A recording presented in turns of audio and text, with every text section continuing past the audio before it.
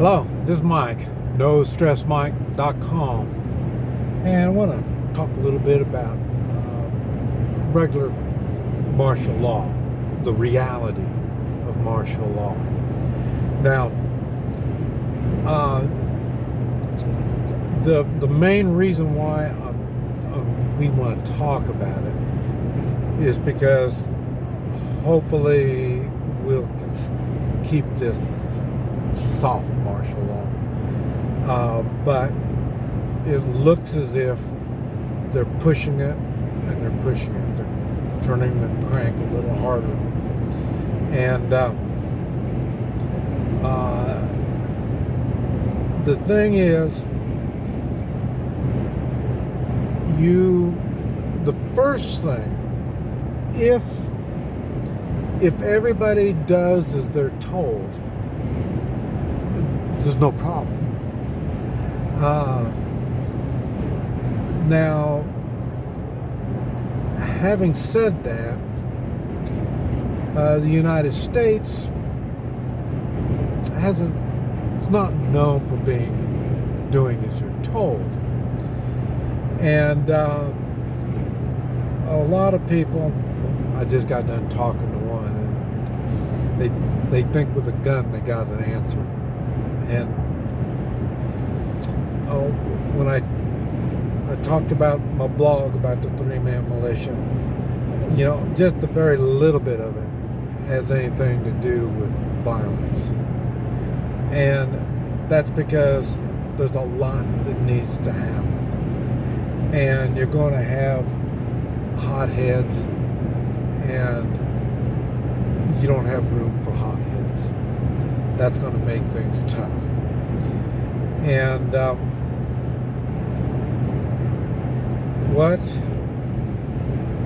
like I say, they're going to make sure that you have all your utilities and access to food.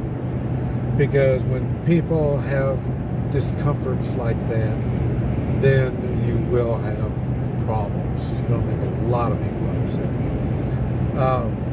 Once you have authority, a presence of authority, things get funny. The thing is,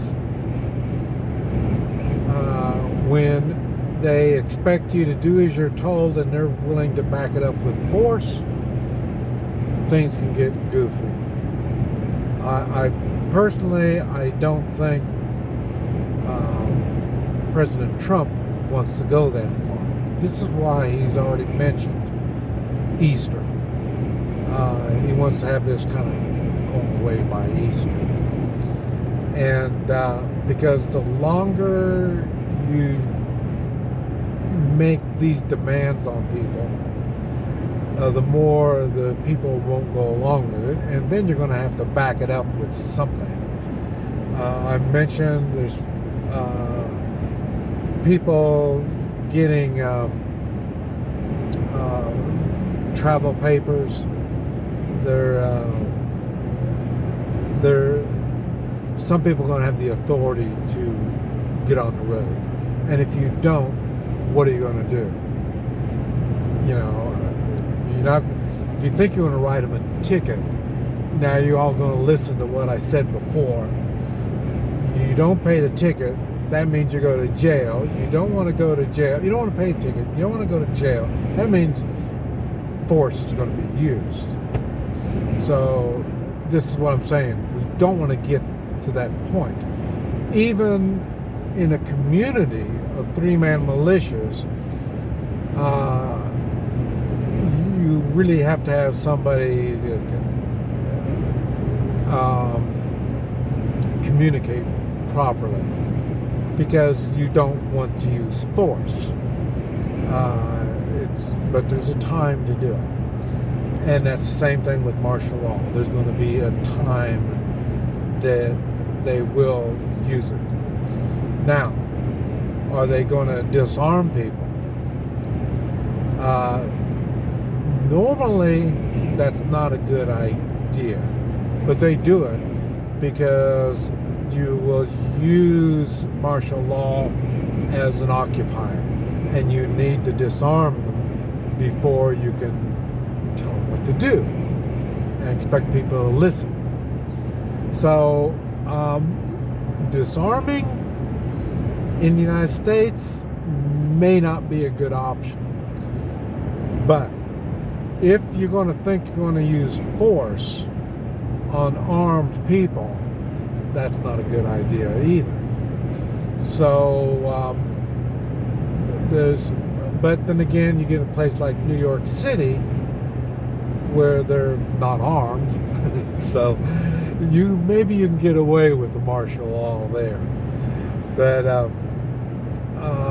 in bigger cities where they're not so much armed, maybe. When you get to certain neighborhoods, they're going to have problems. And when I say they are going to have problems, I'm not talking about the ones of authority. I'm talking about the people in those neighborhoods.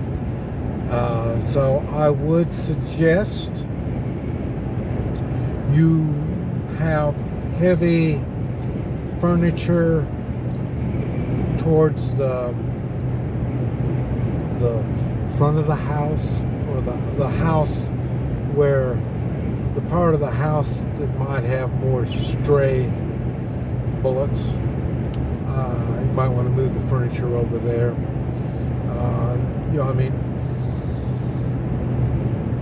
Because, like I say, problemed areas are going to have problems, and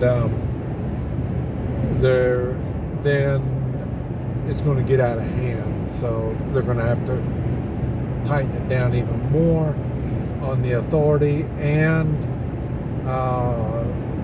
militias may have to step in. It just all depends on different areas and how it's going to work. The main thing is do as you're told.